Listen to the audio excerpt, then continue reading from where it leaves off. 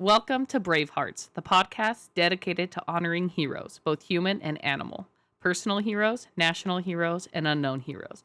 These courageous souls risk their lives so others can live. And this is our mission to give them the recognition and respect they truly deserve. These are the stories we want to tell. Stay tuned and be inspired.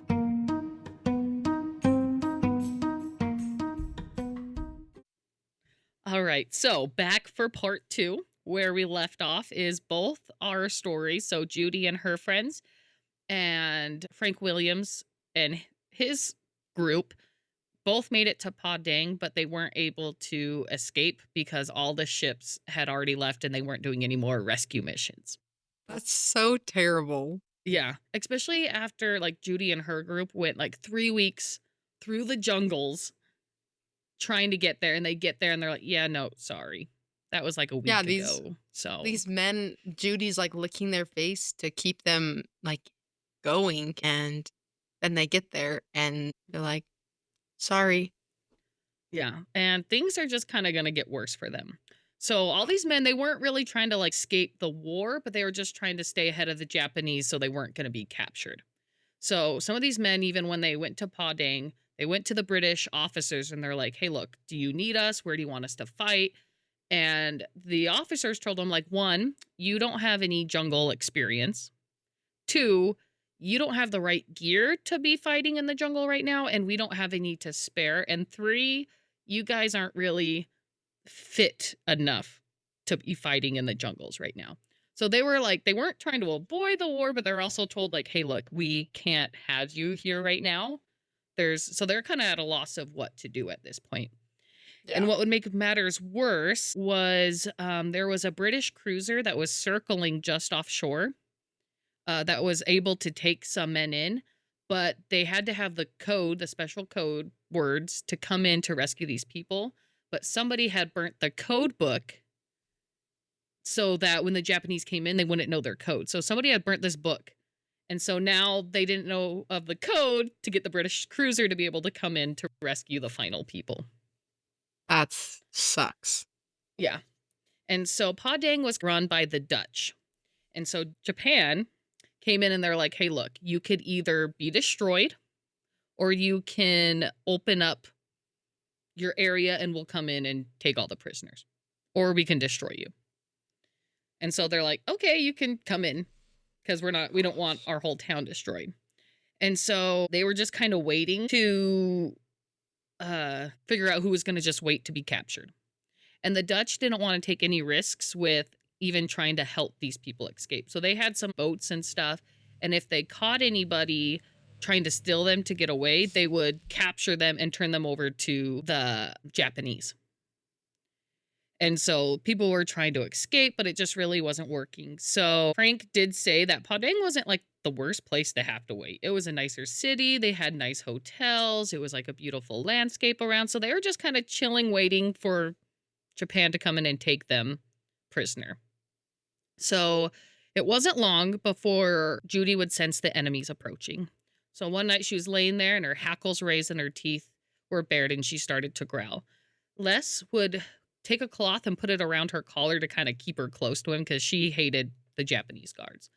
And they told the other countries that they would only accept parts of the Geneva Convention when they saw or deemed it fit. So they signed the Geneva Convention that would protect anyone that's already been injured from getting worse. And then it was supposed to protect prisoners, that you had to give them the right food and shelter and water. But Japan looked really bad at people who would not die. So they didn't like prisoners of war. They just thought they were useless and they wouldn't listen to the Geneva Convention. So on March 18th, the Japanese would officially take them as prisoners of war. And they separated the women and children from the men. And the men were separated into groups of like the British, the Aussies, and the Dutch. And then there's like the officers of everybody. So the camp at Padang was actually not very bad. They had really large barracks. They got 3 meals a day. They had billiards and ping pong. They had nice showers. The men would get together and have classes. And so because there were so many different people, they would teach each other's languages. And so they had schools and all of this stuff. So it was a pretty fun time for them. I mean, it wasn't bad. Cool. Yeah. Yeah, that's cool. Yeah. It's not cool to be a prisoner of war, but it's interesting that they had those opportunities as prisoners of war. Right. So, I mean, out of the conditions of being a prisoner of war, they were like top notch. But soon all the fun and games were over, and the POWs would start to be sent out to the city of Belawan, which is 900 miles from where they were. Lucky this time, they didn't need to walk through the jungle, but the men were worried about what they were going to do with Judy. They knew the Japanese wouldn't let a dog go with them. So they decided to hide her under some rice sacks in the trucks. And so they would put her under some rice sacks and they're able to get her into the truck and get her going. So, just one interesting little side note, the Japanese are a little bit superstitious people. And so they drove in when they were passing the equator. They would stop the trucks, make the men get out, walk across the equator. Then they would drive the trucks and then the men could get back in. So it was something with that they had to walk across the equator line and they weren't allowed to ride Interesting. across. Right. So they were at one camp and they were only there for a couple days when they would be moved to a third camp. And this time it was by train. And it was inland to the city of Glofer. And a lot of the men were glad to be away from this camp on the sea because a lot of them had a little bit of PTSD from the ocean. They've all been attacked by subs and had bad experiences with the ocean. So they were kind of excited to go more inland. The documents of how Judy got on the train and into this third camp is not really known. They just know she was there. So now it's June 27th of 1942, and earlier in the month, the Japanese progression has stopped by those aircraft carriers that weren't at Pearl Harbor in the Battle of Midway. So now the turning point of the war is starting to happen. But this third camp was much worse, and living conditions were really bad. The men were exposed to blistering heat, malaria, and giant rats. All the beds were wooden slabs, and each man got about 16 inches to call like a bed for his own. They were forced to work with little food. Many of the men were near starvation, yet they still would feed some of their scraps to Judy. She was also able to catch the occasional lizard or rat in the jungle. Time went on and nothing improved, and the men were just getting hungrier and thinner and sicker. The men tried to keep busy, and they even had like little spelling bees or trivia nights, and they would like make teams like the Air Force, Navy, the Army, and the prize would be food. So they tried to keep morale a little bit up. They even played the card game Bridge, and they really liked it. Yes. It mentioned it multiple times how much they loved playing Bridge. I've never played Bridge before. Me neither, but I guess it's like a co-op. It said it was like a cooperative, kind of like a team type of card game. That's what I've heard. And I mean, I've seen people play Bridge, but I've never played myself. Yeah, we'll have to look in about how to play Bridge. So the men's diet was pretty much all rice, but how they processed the rice so that it could store longer took out all the nutrients and vitamins from the rice. So they would get a disease called beriberi, which is from the lack of vitamin B1. So do you know about that? I do, yeah, for my nutrition class. So what can you tell us about this disease? I gotta jog my memory. Okay, and it said that some of the symptoms that they knew when they were going to get this disease is their ankles would swell, and then paralysis would set in. They would get irregular heartbeats, and then their arms and legs would just start to spasm. And so unless if they could get some more vitamins, they would die. Yeah, so beriberi is actually, yeah, you're right. I mean, everything you said is true. It's a disease caused specifically by polished white rice. So the rice that has all the nutrients leached from it. And vitamin B1 it's called thiamine. When your body's deficient in it, it can affect you in two different ways. You can have dry beriberi, which impacts the nervous system. Or you can have wet beriberi, which impacts your cardiovascular system. Oh, okay. Yeah. And So I don't remember like how it happens, but that's what it is. Right. Yeah. So thanks. But yeah. So like a lot of these men, the food they were getting actually wasn't actually giving them much nutrients. So the men were able to work for a little bit of money, but it was like a lot of work for a little bit of pay. And so the locals were allowed to set up their shops right outside the camp, and the men were able to use their money and come out and buy some supplies.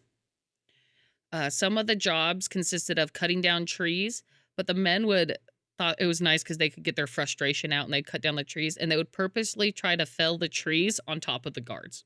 Like that was their goal to see if they can crush any of the Wow. guards. Oh my gosh. Another job was they had to build a temple for the Japanese. And one of them Oh. was actually they had to go inside an old Ford Motors factory. And so they had to go in and they had to try to strip all of the parts they were able to salvage from an old, like building the cars. They had to go in and try to strip all the parts to give it to the Japanese. And men would try to sneak back all they could from whatever job they did. So some of them were able to actually get some of the electronics to make radios because they didn't know what was going on with the war. They had no idea. And the radio or the news they were able to get was all Japanese based. So it wasn't exactly telling the truth of what was going on. And they especially didn't know anything about what Nazi Germany was doing. So, quick question before you get into this part. So, are we still? I know that we've traveled to a couple different camps. Mm-hmm. Where are those camps still in like the Indonesian islands? Are they? Yeah, so they're like Okay. inland Sumatra right now. Okay, we're inland Sumatra. Okay. Yeah, I believe so. Yeah, because they just kind of went around. They're on the coast and they went back inland. Okay, that's what I thought, but Yeah, in that Indonesian area. okay, we're still So there. yeah, so starvation was really getting bad. And so we have the guy named Les, and there was also his friend whose last name was Cousins. And he also became really quite fond of Judy and Judy him. And he would make shoes for the Japanese. And he would be able to take little strips of the leather and he would feed them to Judy to give her like some nutrients and some protein. Interesting. Right. Yeah. So he was able to kind of sneak her some food that way. So one day, both Lise and Cousins happened that the Japanese commanders were away. So they snuck into one of the huts and they stole some bags of rice. And they were able to get back to the barracks without any problems, but they forgot that night was going to be an inspection. So the Japanese soldiers start coming in and tossing everyone's bunks and everything. And Les and Cousins were like, crap, once they get to our stuff, they're going to find these bags of rice and we're either going to be beaten or killed. But Judy again would come to the rescue. So dogs are known to be incredible and be able to like sense humans' emotions and moods. But what Judy did kind of like makes you wonder how much she was actually able to understand and know of humans. So she was going through and she cut through the buildings and she just started running around like crazy. And she had something in her mouth that would scare these guards like out of their wits. They were freaking out, squealing, screaming, freaking out. What do you think that was? What do you think Judy had in her mouth? Is it one of the vipers No, or one of the actually, spiders? it was a human skull. No. Yes. So she had a human skull in her mouth. So in Japanese culture, they are very afraid of death. Like skeleton, graves, anything to do with death scares them. They don't like it. So Judy came with a human skull in her mouth, running, like chasing the guards. And they're freaking out. It's a havoc scene. They pull out their rifles to shoot her, and she books it out of there. So the men at this, so the Japanese guards are like frazzled right now, and they just leave. And so they didn't finish their inspection, and the men were able to keep the rice and eat it. Wow. Yeah.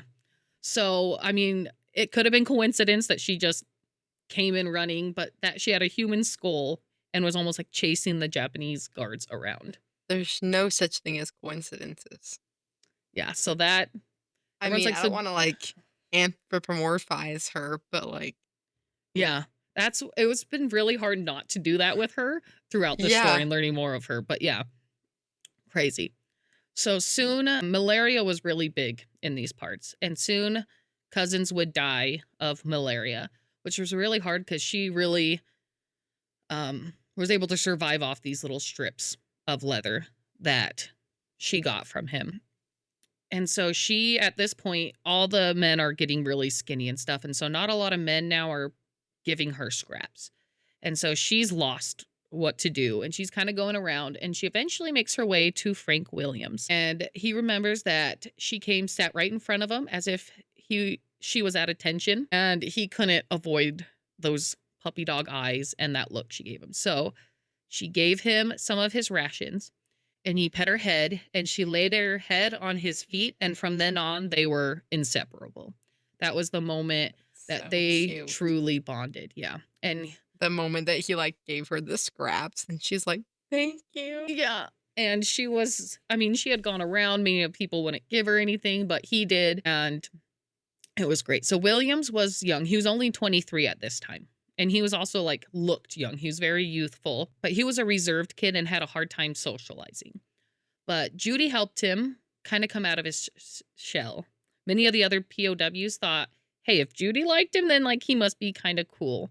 And because Judy liked him so much, people would interact with him more and he was able to get more connections with the men, which really is helpful at this point. And it just proves how much dogs can help. And even just their presence can help draw people in. And so that's just another amazing thing that dogs can do.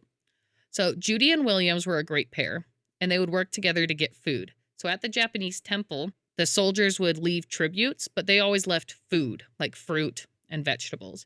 So while Williams was working, he would whistle when the guards weren't looking, and Judy would come, take the fruit, and run back into the jungle. And then Williams would meet her, and then they would both eat some of the food. Wow. Yeah. And so Judy usually, when she got food, would either eat some of it and bring like little bits to the men or just end up eating it all. But with William, she would always bring all the creatures or anything back pretty much whole. And a lot of times he had to kill them because she wanted to make sure that he got some food. This is anamorphic. See, I can't say that word right. But yeah, so she would just make sure that it was pretty much all intact before she gave him back. That's to Williams. interesting that she would only do that with Williams. Yeah. Like, they would still be alive in some cases when she brought them to him. It was like a cat, like half eaten. Here's some scraps for you. Yeah. Yeah.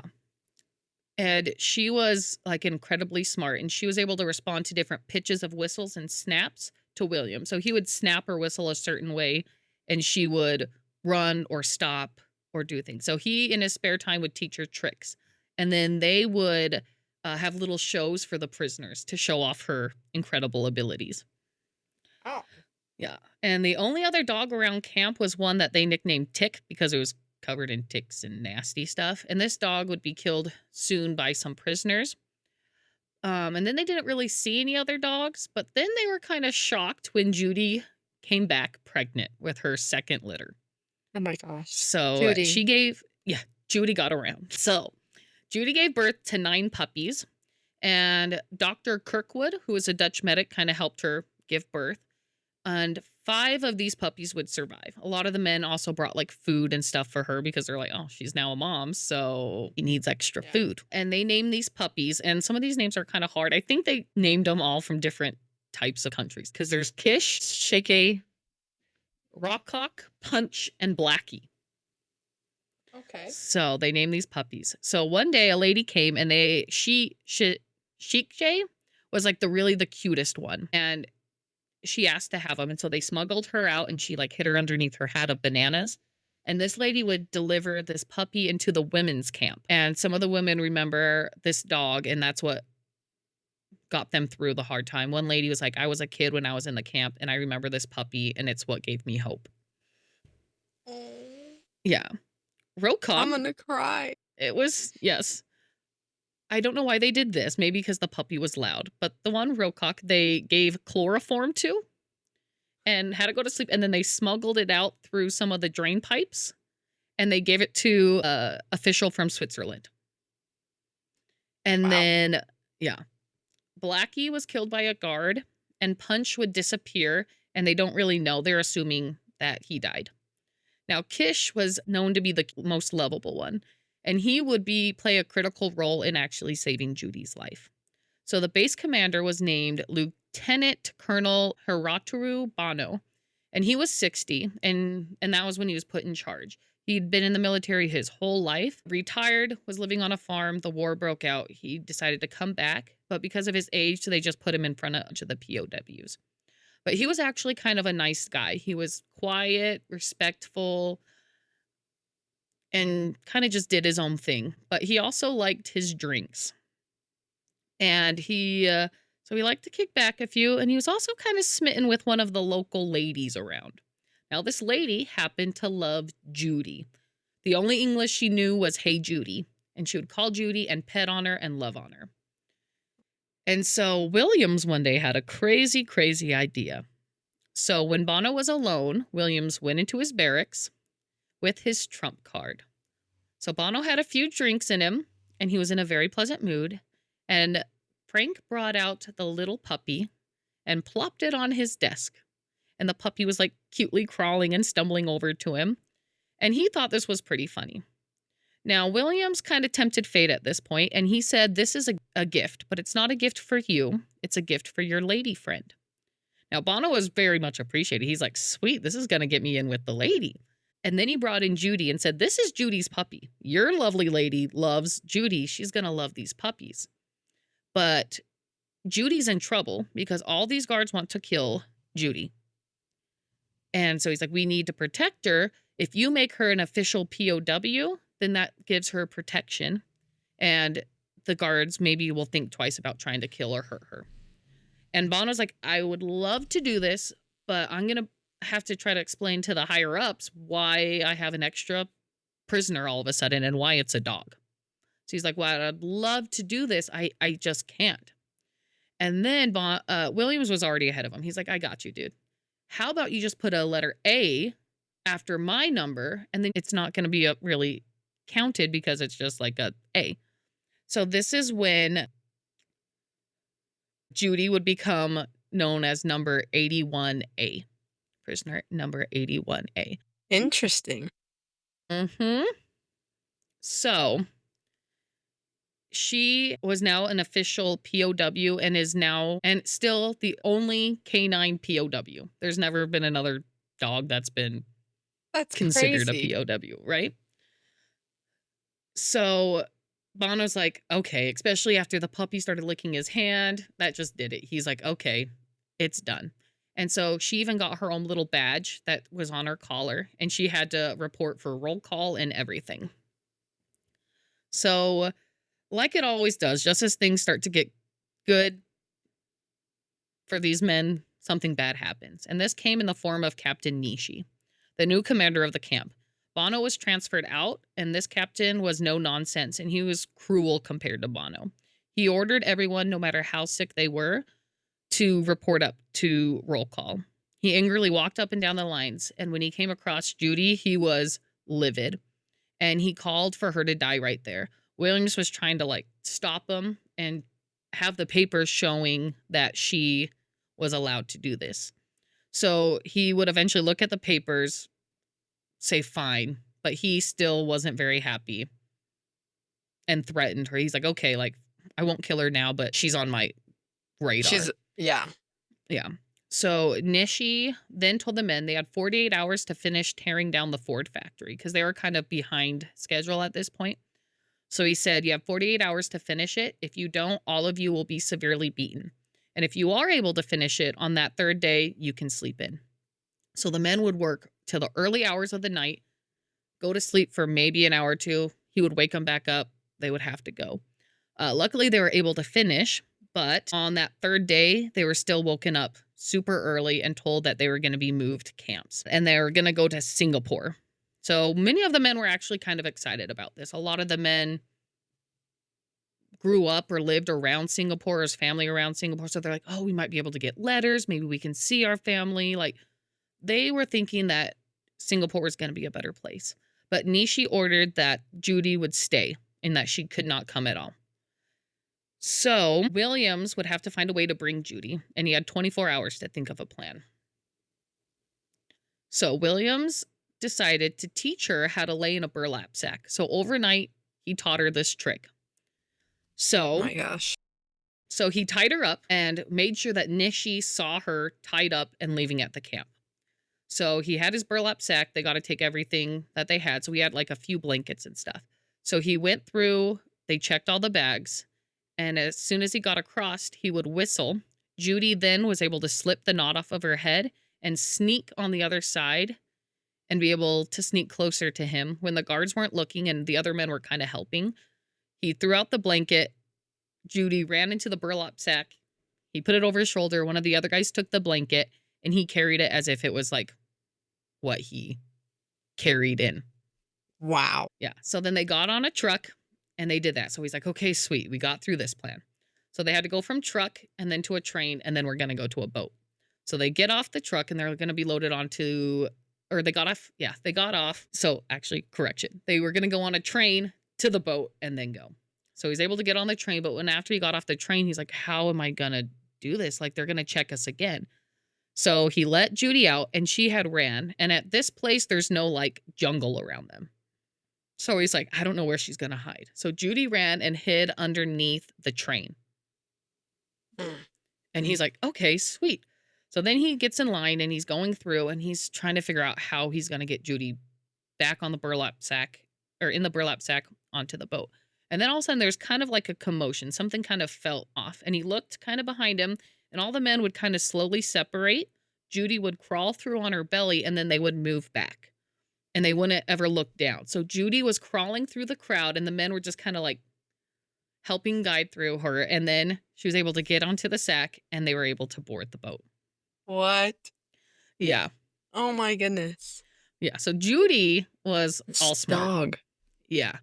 She's so smart. Yeah. And so he loaded him up, but Frank was one of the last people. So he was there for almost 2 hours, standing there in the heat with Judy in this bag. And he had taught her, she laid motionless. Like she was upside down in the bag and would just lay there. So now they are loaded onto the boat and they call these hell boats. And they were just crammed in the very bottom of this boat. All these men.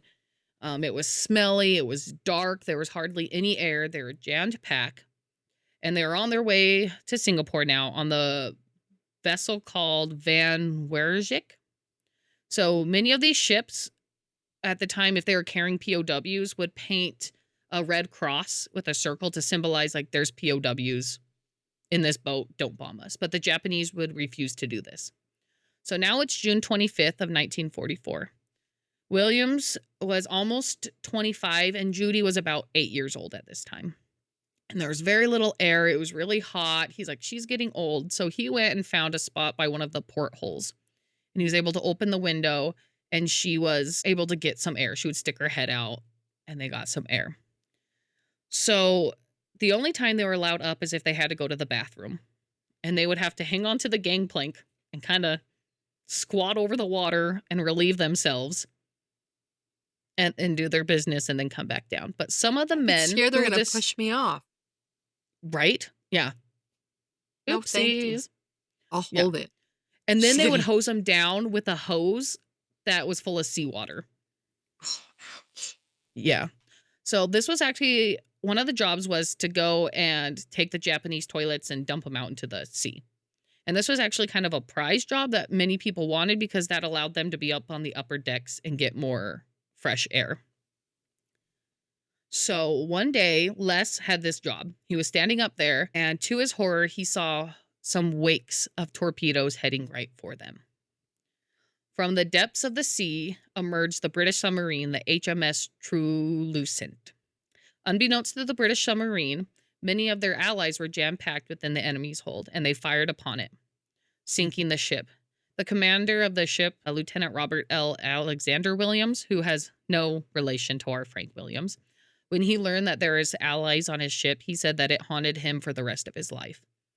So inside the ship was a nightmare. Their torpedoes caused explosions that were then put out by the rushing water coming in, but then it just filled the area with smoke. And all these men were stuck inside. They were surrounded by explosions, smoke, and broken metal.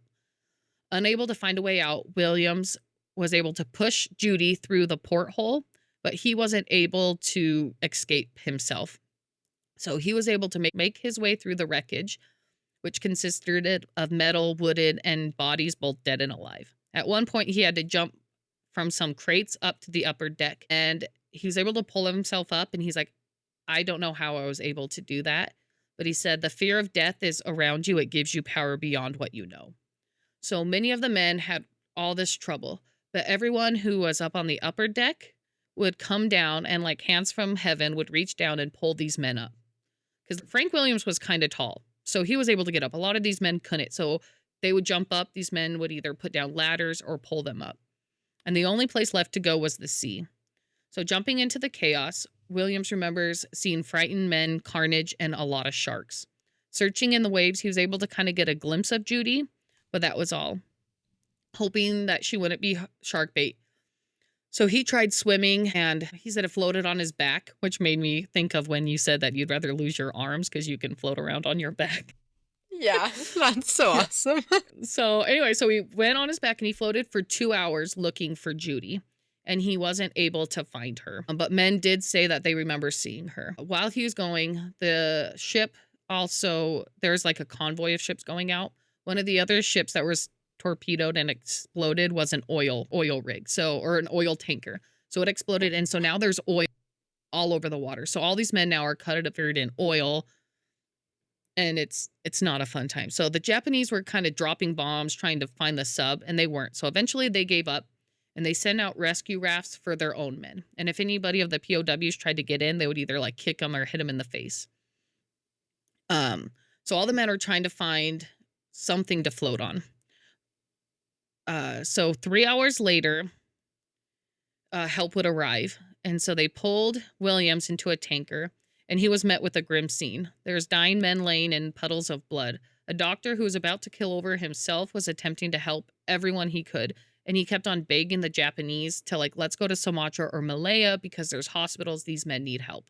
But he refused, and he said that their orders are to go to Singapore, and that's where they would go. Singapore was still it was going to be 2 more days of traveling by sea. So it was super hot, and many of the men were like, we're about to die of heat stroke. But as night approached, the warmth was gone and everything was frozen. Many of the men were either naked or barely clothed, and the boat they were on was metal. So it's cold now. It's a metal boat, and there's a freezing wind. That's terrible. And yeah. So, and then the morning would come up with the sun, and it would get so hot that the men weren't able to stand on the metal. So they were trying to find all they could just to stand on something not to get burned. At last, they arrived to Singapore, at the very place they escaped from 2 years prior. Williams was numb. He had gone through a lot, but he was pretty sure at this point he had lost Judy forever. He allowed himself to be loaded onto a truck to go to another POW camp. This one was called River Valley. So yeah, after 2.5 years of being so at this point, he's been a POW for 2.5 years. And Williams has just felt lost at this point. So where was Judy? Witnesses said that they saw her plummet the 15 feet out of the porthole into the water. While she was dazed, she came up, oriented herself, and was able to swim. Les remembers seeing her swim, and there was a guy hanging onto her collar. And he was like, dude, she needs to shake him off, otherwise she's going to drown. But she was able to swim, and she swam him to some wreckage, which he climbed on. She then would look around, find someone else struggling in the water, and repeat the process. She would go find someone and swim them over to something. And many people tried to grab her from the water to pull her into the boat, and she refused. She would swim away and dodge them and go find someone else and swim and then go to them. What? So, yeah. And until there was nobody else struggling that she saw that she could save, did she allow herself to be lifted into the boat. I don't even have words for this dog. Right? So the men knew who Judy was at this point. And so as they're on the raft, they see the Japanese approaching. They covered her with a sail, and she was able to get back up on land. So Judy went along with the crowds. But at this point, she's tired, she's spent, so she couldn't quite jump into the truck. So Les goes to pick her up and put her in the truck. Unfortunately, the last person that they would want to see her saw her. He yelled, "Tomoru," or halt in Japanese. And it was Captain Nishi. And he was like, I ordered this freaking dog to be left. Why is she here? And so he ordered some other commands, and some of the men grabbed her and threw her at his feet. And she was covered in oil and muck and was just shaking. But before Nishi could say or do anything else, our good old friend, Colonel Bono, who is now stationed at Singapore, luckily came over and started yelling at Nishi and said that this dog was an official POW and had he not seen the papers. And Nishi's like, no, I did, but. And because he was, arguing with him, Bono got even angrier and was yelling at him and saying, this is the military, you don't question your leaders. And so while this was all going down, Les grabs a dog and throws her in the truck, and the truck takes off. So Judy's saved again. So now they're at the camp, and Judy gets off, and she went to every hut, every building, every bathroom, went to every person trying to find Williams. And when she couldn't find him, she laid by the gate and would just watch everybody and watch every face that went in. And she was, just laying there. But Williams, his truck had left earlier, but they had to make a pit stop. And so he was just a little bit later than them. So after seeing Williams, Judy had ran full speed and jumped on him from behind. And he said, when I entered the camp, a raged dog jumped on me from behind, flooring me. She was covered in bunker oil, and her old tired eyes were red. It was Judy. So now they're all overjoyed. So many had hoped that Singapore would be like a slightly better place to go. But actually it was worse. There was less food and less supplies. The men had to take strips off of barks of trees that they were there to get enough nutrients to survive. So within weeks now, there was rumors saying that they're going to go back to Sumatra, which at this point they're like, I don't even care. This place is worse. Why not go to Sumatra? They weren't able to get letters from home or anything. But this time they were loaded into boats that were like paddle boats. So they were able to be up in the air, and they weren't like warships, so that they would be safer. So they were a little bit slower, but a safer way to travel. So once they made it safely across, they were forced into a train that went deep into the jungle. And then they had to march through the jungle again and cross these ravines that were like just pieces of wood laid across. And underneath was these raging rivers. There was no handrails, so they had to try to get across. They were tasked at this camp, which wasn't really a camp. So they're deep in the jungle, and they pretty much had palm leaves as a fence or a place. They knew that they weren't going to escape, because where are they going to go? So they had to build a railway from Pekanbaru to Moreiro, which is about 140 miles. So this is like if they had to build a train track from Washington, D.C. to Philadelphia. So the men had to cut down trees, clear the path for the railroad, shape the trees into railroad ties, and then lay down the tracks for the train. And this would be hard for anybody if they were healthy, let alone all these POWs that are barely even hanging on. Food consisted of rice slop and vegetable soup that if it cooled at all, it would congeal. And men would try to get anything they could. William said anything that could be caught or plucked was on the menu, and this included monkeys. So they ate Slow lorises? Slow lorises, just not the poisonous arm part. So many of the worst guards here were actually Korean. So Japan owned most of the land of Korea, and they forced Japan to work on it. But they didn't quite trust them to fight in their battles, but they were like, you can be guards for our POWs. So the Korean guards would force the men to like hold beams above their heads and beat them if they ever lowered their arms. And they would just purposely make them drop tools and then beat them for dropping the tools. There's a movie that shows that. I was wondering, because I thought of that movie, and I was wondering, I was going to look it up to see. I'll look it up like right now. Unbreakable. Was it Unbreakable? Something like that.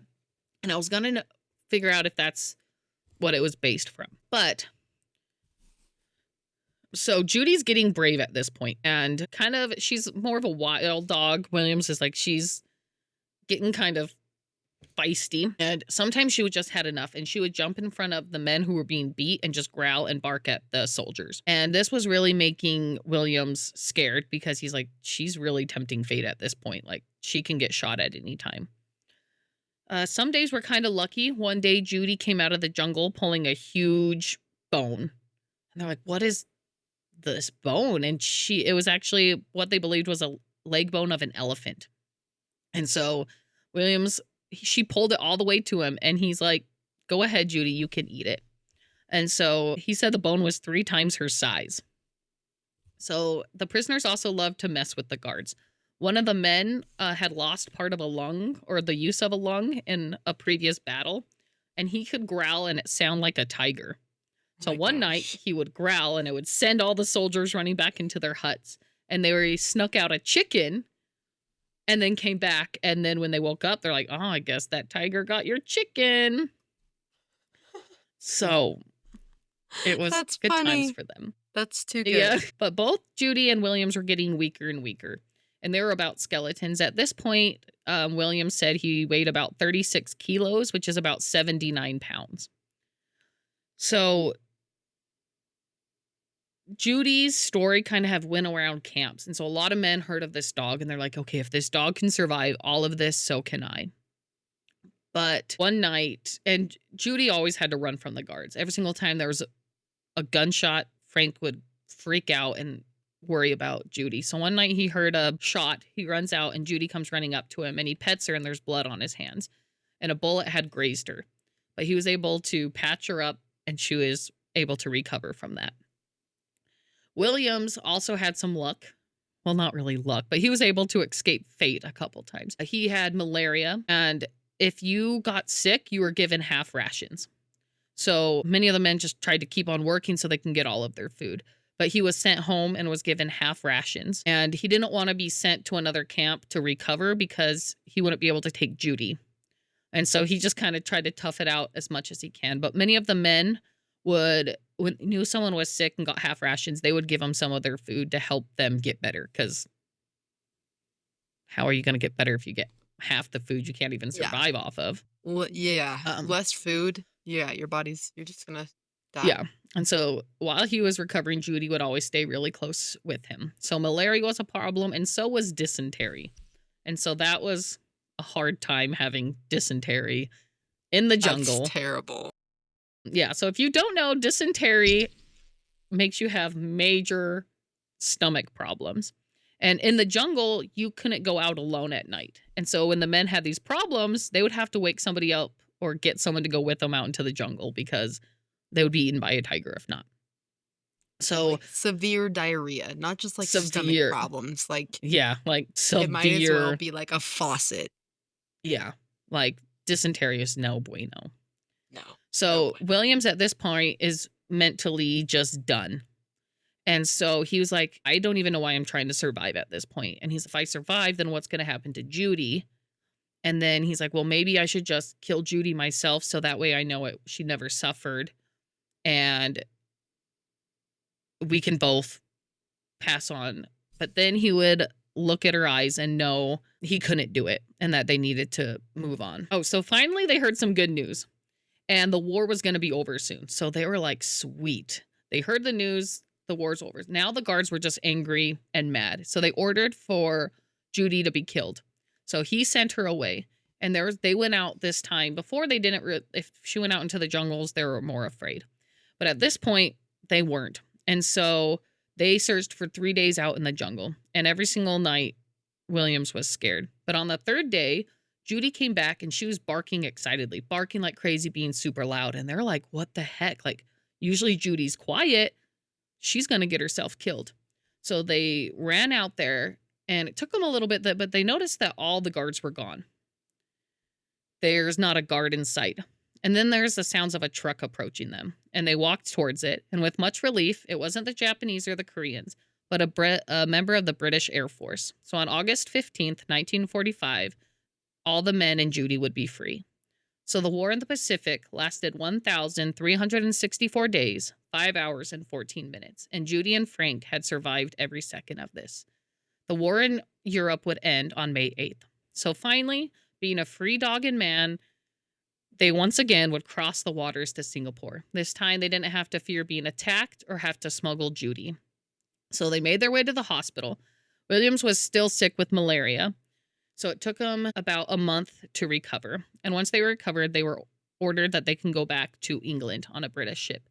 But one of these rules that there was no pets allowed. So again, Williams is like, hey, if I can smuggle her into POW camps. He's going to smuggle her onto this British ship. Yeah. So once again, he put her in a burlap sack and carried her on. So it was a 6-week boat ride from Singapore to Liverpool, England. And nobody knew about Judy except the cook and Williams. And the cook would give Judy all the food that she wanted. And so they were able to kind of like get back their weight and eat lots of food and starting to get a lot better. So they're getting close to port and Williams is like, okay, well now I have to tell the captain. So he's like, yo, captain, I have a dog on board. And so he was at first angry, but once he heard about Judy and all of her stories, he called ahead to make sure that she could go there. And one of the men on board, his dad was a lawyer. So he called ahead, and his dad was able to make sure that Judy and Williams would be able to not be apart. So as they went off the Oh. gangplank, right, there's an official of the Ministry of Agriculture was there waiting for him to take Judy into quarantine. For the rules of England, a dog coming in had to be in quarantine for 6 months as precautions for rabies. So Judy would have to be in quarantine for 6 months. And Williams Wow. was kind of sad about this, but the facility she was at was like a freaking 5-star resort. They gave these dogs the best food because they could all be quarantined away from each other. They all had like long spaces that they could roam. Like it was a really fancy place, and Judy was very well loved and cared for. But it was going to cost them about $100 to be able to have her in this place for 6 months, and he didn't have the money. And so they put an ad in the newspaper and asked people to help donate. During this whole time, Williams was telling stories about Judy. So everyone had heard about this dog, and people would donate, and they would have enough money to supply Judy with all the money for that, plus some that was used to help with her care after she was released. So once released, her and Williams would attend many parades and accept awards for bravery. Williams and Judy would also go on to visit families of POWs who had died in captivity. Williams said the presence of Judy seemed a way to soften the essence of these sad times and brought some comfort, with many families that had lived for months and years in uncertainty about the facts. They would also go and visit 6 children in the hospital. On July 26, 1946, Williams and Judy would officially be discharged from the military. They asked to be retired. But in 1948, they realized that they couldn't live in England anymore. Williams found out his older brother had died. It was just hard for them to be like stationary. At this point, he was almost used to being in the wilderness, and they couldn't stand England. So in 1948, they went to what is now Tanzania, Africa, to work on the British government project that was called the Groundnut Scheme. And their plan was to plant peanuts and a whole bunch of ground nuts to help with food efforts. But with peanuts and stuff, you need a lot of water, and Africa was not exactly a place to be able to give lots of water to plants. So this ultimately kind of failed. But Williams and Judy felt more at home in Africa than they ever did in England, so they stayed there. The open land of Africa is what they needed. And at one point, there was a herd of elephants stomping by. And Judy was kind of like barking, but staying away from them. And here she was actually able, for the first time, to do the pointer point. And Williams was like, oh, look at her. But he's like, all right, Judy, no showing off. Like, we know you're fancy. So she was living her best life. And she came home one time, pregnant again, and had 7 puppies. She's had like almost 30 puppies. Yeah. So shortly after Judy went out, so she had her puppies, but she would always kind of go out on like a walkabout. But one time she went out and she didn't return, and Williams was really scared. So he went out, and they almost had like a whole search party going out. And she was found in some village, but she was in really bad shape. And they took her to the vet, and it turns out that she had a cancerous tumor. And they were able to remove it, but she also had an infection that set in. And she was older at this point. I think she's like 16 now. And she was just in pain and shaking. And the vet was like, look, she's probably not going to recover. So Williams knew it was in her best interest to put her down. So Judy passed away on February 17th of 1950. She would be buried in Williams' British Air Force jacket in a close grave close to where his hut was with all her medals. And I'm going to like cry now. Williams walked around in Africa and found all the white marble he could, and he broke it up and would make her a memorial. And he etched in steel all of her life events, from achievements to all her sufferings. He marked them down. And news around the world was found that when Judy had died, books had been written about her, or would be written about her. And on February 27th of 1972, London and they like read everybody's names and did this whole memorial thing, and they read Judy's name. And the London Times wrote, Judy, the shaggiest and saltiest sea dog that ever howled in the ancient marine's nightmares. So after her death, Williams almost died in a plane crash on the slopes of Kilimanjaro. But he said, What? yeah, so he's like, I survived way too much to die in a freaking plane crash. And he was able to walk away without a scratch, right? Wow. He's like, no. Yeah. And so he met a girl in Africa. And when he went back to England, he would marry her. Her name was Doris. And they had 2 boys and 1 girl. And he couldn't stay. I don't think liked England very much. He couldn't stay very still doing this. He went on a trip to Vancouver and loved it so much and moved his whole family to Vancouver, Canada, where they kind of had a homestead, and he built a home for their family. One of his sons, when he was interviewed in 2004, said that he always had a way with animals, and they always knew that he was a trustworthy person. His daughter had horses, and even though the daughter was like, took care of these horses and stuff, whenever Williams was around, they would only follow him. He even found an injured skunk one time and took it in and took it for walks and was fine. In 1992, at the age of 73, Frank had a minor surgery but would fall, and this would confine him to a wheelchair for the rest of his life. But he lived 10 more years, so he died on February 16th, 2003. And one of his sons would say the only comfort he got when his dad passed away that he was reunited with Judy. So Williams lived 53 years without Judy, and he never owned another dog. But the story of Judy lives on. Yeah. So that's the story of Judy. That was a wonderful story. That was amazing. Yeah.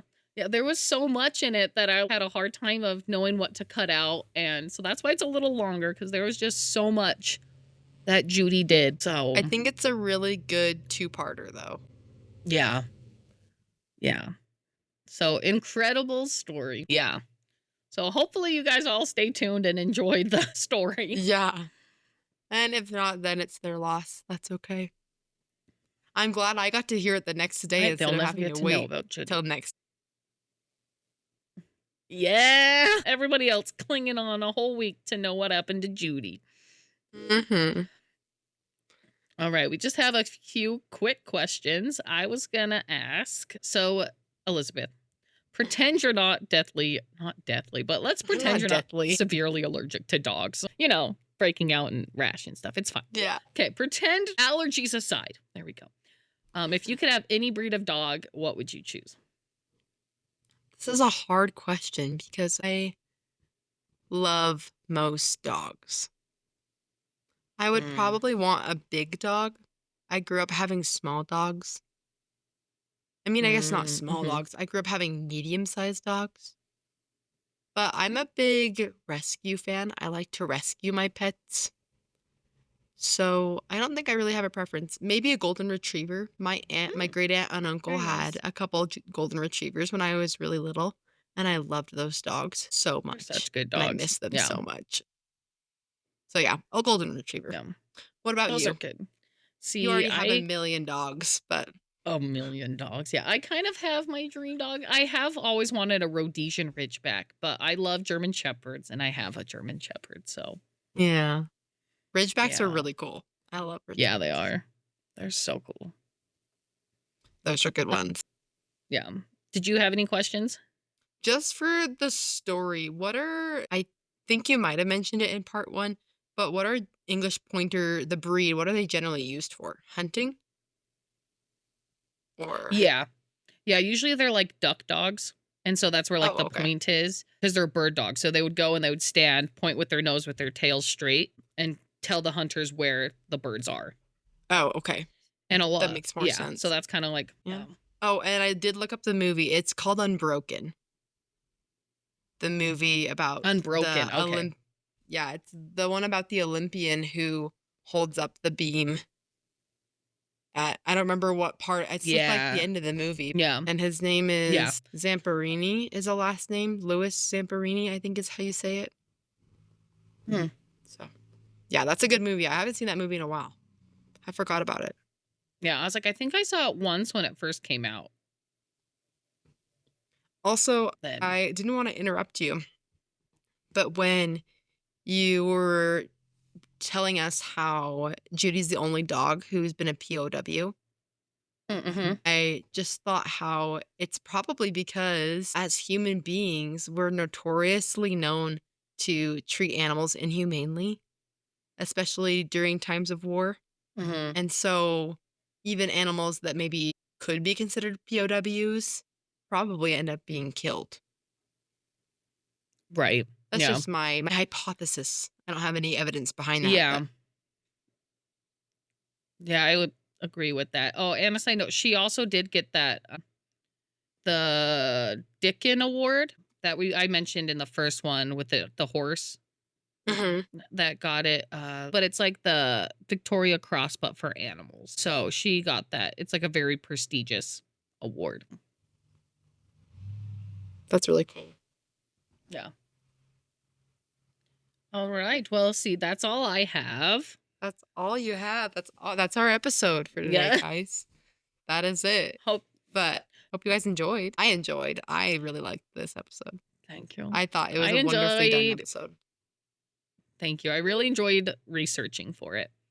And don't forget to like or follow us on wherever you listen to your podcasts, and check out our Instagram.